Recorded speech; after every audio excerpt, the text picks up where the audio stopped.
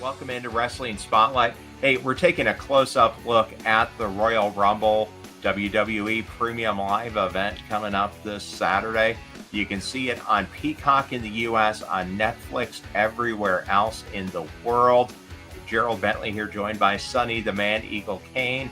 You can check us out on that True TV Plus, on Sports.tv, on Carbon TV, and on every TCL TV. If you just hit the plus button, we're right there on the TCL TVs. And Sonny, this is one of the big events, and it is officially the start of the road to WrestleMania in terms of the major PLEs that point to it, because the winners of the Royal Rumbles have a shot at their champions of choice in WrestleMania. And then, of course, the match I have highlighted behind me, KO Kevin Owens going up against the American Nightmare Cody Rhodes for the undisputed WWE Championship that Cody's holding right there. And then Kevin made off with the Winged Eagle belt that they brought back for Saturday night's main event, just because he feels like he deserves it, even though he lost. That's going to be a huge match. That's the ladder match coming up. But I wanted to start out with the Royal Rumbles because this is a classic event in WWE, the 38th edition of it. Got the Women's Rumble and the Men's, 30 competitors in each.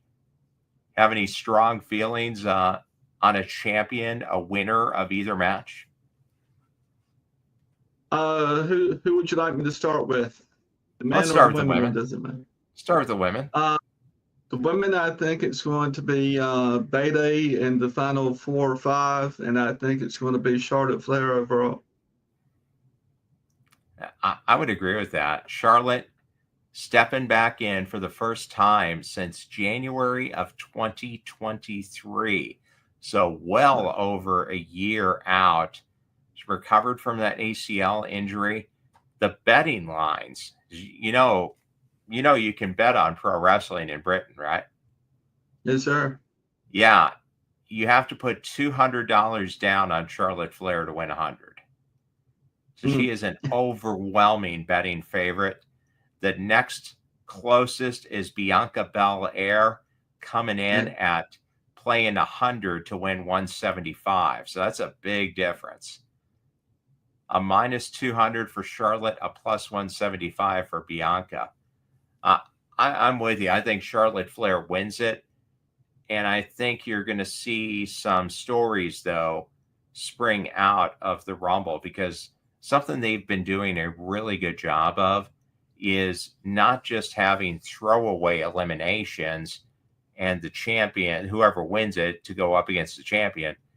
There's been stories, there's been feuds, there's been matches made throughout the course of the Royal Rumble. And now that for the first time you have 2 additional women's championships, I think we're going to see matches come out for that Intercontinental Championship that Lila Valkyria has and the U.S. title that Chelsea Green has. Yes, sir. That's kind of the role of those titles, isn't it? To create some more compelling stories on the undercard? Yes, sir. I'm with you on that. And I think we're going to see D-Feud start in the Rumble maybe. And you can't rule out Beta. She's all over the map now, trying to perfect her craft, her art. And she was on NXT last week, so it'll be interesting to see. She spooked the champion of WWE last week. So I think she's trying to move up the ladder a little bit. And though she may not be a fan favorite, I like her. I like her work ethic, her work attitude. She looks genuinely happy to be there to me. And that's what I would look for in someone if I was in the locker room picking who I wanted to work with, was how happy they were. Some guys weren't, some guys were. That's how I met the Hardys. They came in and came over to me on the first night and hung their gear up next to my locker for whatever reason, and we struck a friendship from that point forward. So that's how it happens sometimes. Yeah, there's definitely a relationship. There's there's truly some cliques in the pro wrestling world. Now, over to the men's side. This one I think is a lot more wide open.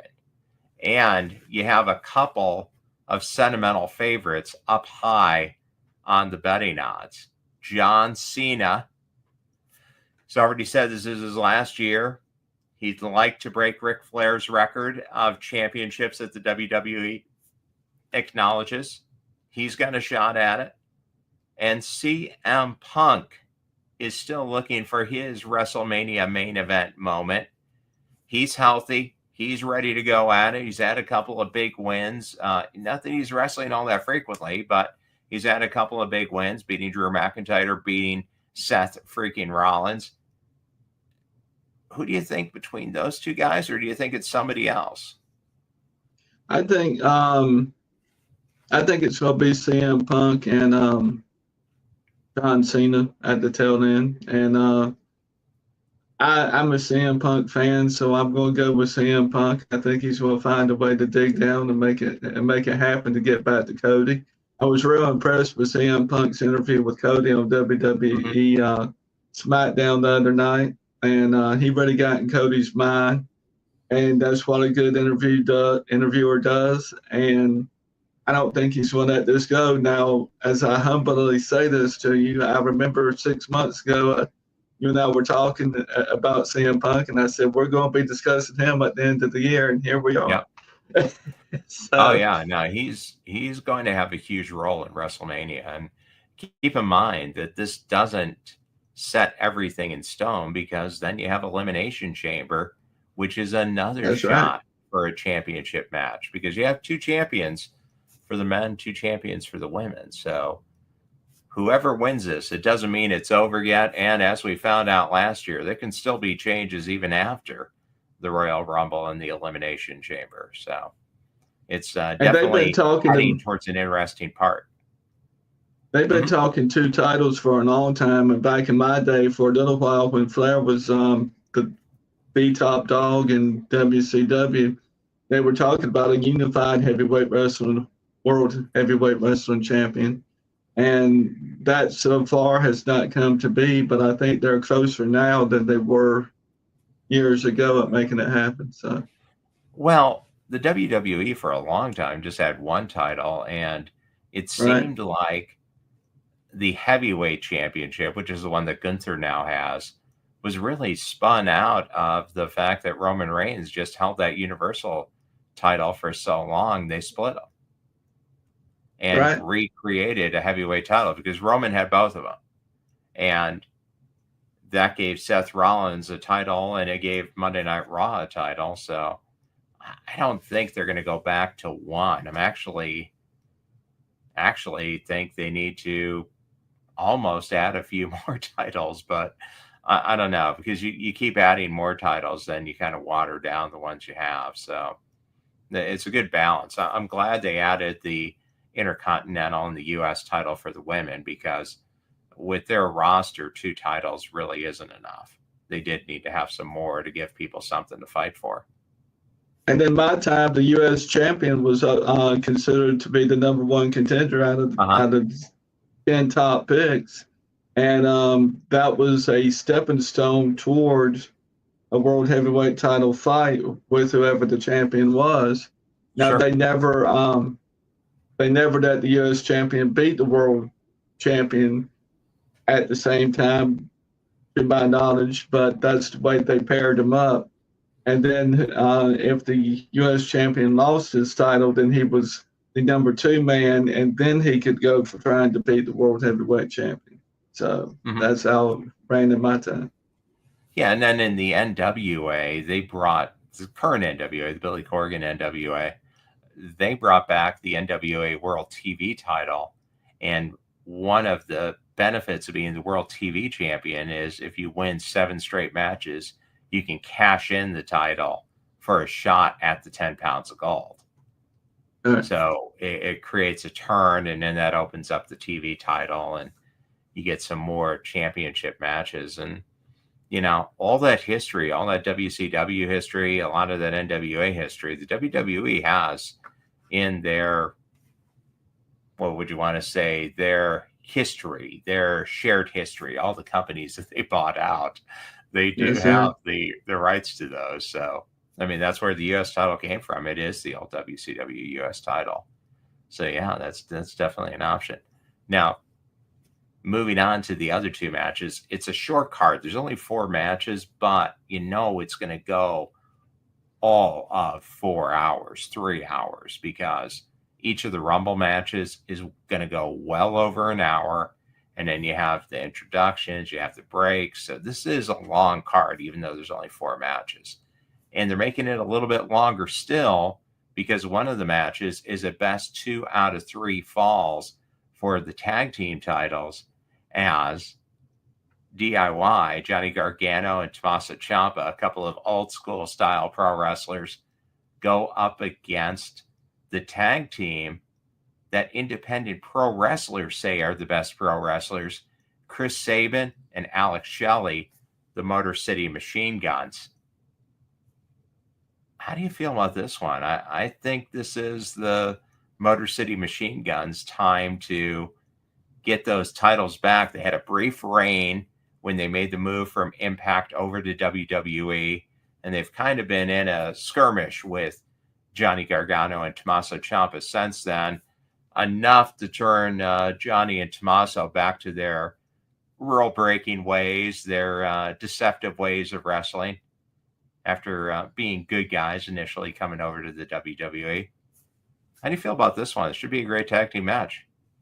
I think it'll be a lot of athleticism. That's a word we coined here on Wrestling Spotlight. Yeah. And I think the machine guns get it at the end. That's the way I see. I'd be very surprised to see the old school guys pick it up. But I do support the old school guys in professional wrestling, and I'd like to see them used more frequently before they age out completely. So. Well, and what's crazy is the guys with the younger wrestling style, Alex Shelley and Chris Sabin, are older. They're both in their 40s. They just really move well. They're a very well polished machine, and they've been champions everywhere.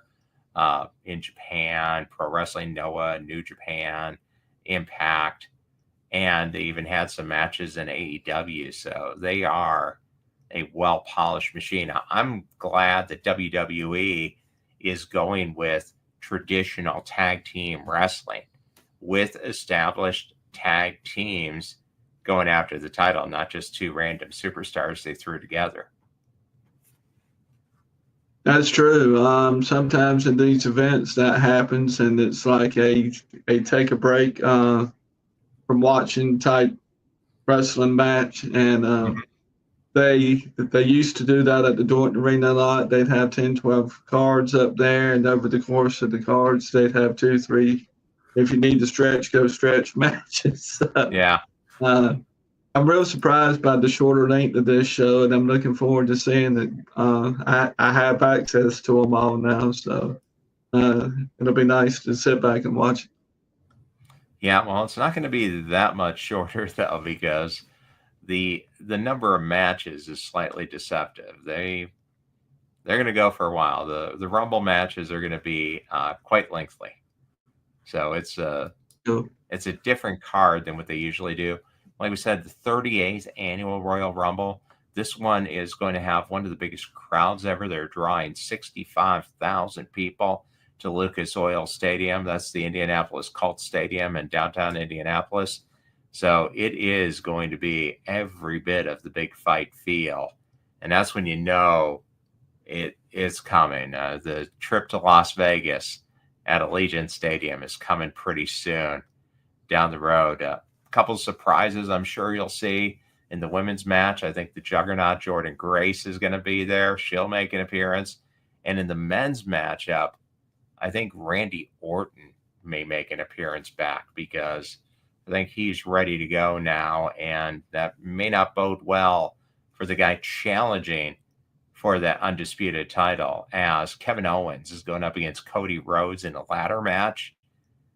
And Sonny, it's 3 years to the week that Cody had his last match in AEW, and it was a ladder match for the TNT title. going up against Sammy Guevara that ended in one of the craziest spots in pro wrestling in years. Sammy hit a cutter on Cody, jumping from the one ladder to the top of the other ladder. Wow. And won the match. And that was the end of Cody's AEW career as he moved over to the WWE. I mean, obviously Kevin Owens, he's a former multi-time world champion. He's a credible threat. He could win. There is a world where Kevin Owens is the WWE champion going into Elimination Chamber. Do you see that, or do you think Cody is the champion walking into WrestleMania? I think Cody retains the title and he's the champion walking into WrestleMania. I would be very surprised if they flipped it over this issue. I don't think Cody should have been in this position to start with. I think the officials should have jumped in and gone back and shown and replayed the tape and let them wrestle again for Cody's title. But they didn't, and here we are. Well, I do think they've done a good job of tying the story together, though, too, because it goes back to when they had a chance to wrestle previously and KO held off and he wouldn't go after Cody's injured knee because he was holding back out of friendship. And then, feels like, hey, I got betrayed. You're teaming up with Roman Reigns. I can't stand him. What's going on? And you get back to the kind of lying and manipulative Kevin Owens that we've seen from time to time. But yeah, I don't think he's pulling this one off. I'm with you. I'm going with Cody Rhodes too. What do you think about Sammy's accidental mistakes in the ring here lately? Do you think they're truly accidental, or do you think he's up to something? I don't know. One thing that you can say, though, with Sami Zayn, whoever Sami Zayn partners with, it tends to not end well for him. The factions fall apart, and it doesn't really work out well. So I think we're going to see a lot of changes, and I think you're going to have to see some ad-libs, too, because you got some injuries coming up. So it's going to be really entertaining. You have to really focus in as you're on that road to WrestleMania, because they're going to really build this card up, and you're going to see a lot of twists and turns as we head towards Las Vegas. So I think it's way too early to say. Well, that's the beauty of storytelling in wrestling, and it'll probably stretch out a little bit more beyond this, I'm sure. Mm-hmm. So I'm just tickled I'm able to keep up with most things now a lot better than I was doing previously. Yeah. I haven't watched this much wrestling in years, so it's on almost every night at my house, dude. So. Yeah, it's available, and you can see it 24/7 on Wrestling Spotlight. Well, Sonny, hey, thanks a lot for stepping in here. Just a quick look. We're just previewing the Rumble, and then we'll be back with the regular weekly champions. We'll have a chance to break down the results of the Rumble and take a look at what's going on in AEW and TNA as well. Lots of changes going on all over, but wanted to give you some picks as we head into the peak season of WWE as the Royal Rumble kicks off this Saturday. Sonny, thanks for joining us here, and we'll get your opinion afterwards, and we'll see if the Queen is ready to reclaim her throne at WrestleMania. It's been a long time, but I think we see her coming back here. Thanks for joining us on Wrestling Spotlight. Stay tuned for more sports and entertainment right here. We'll talk to you later. Bye.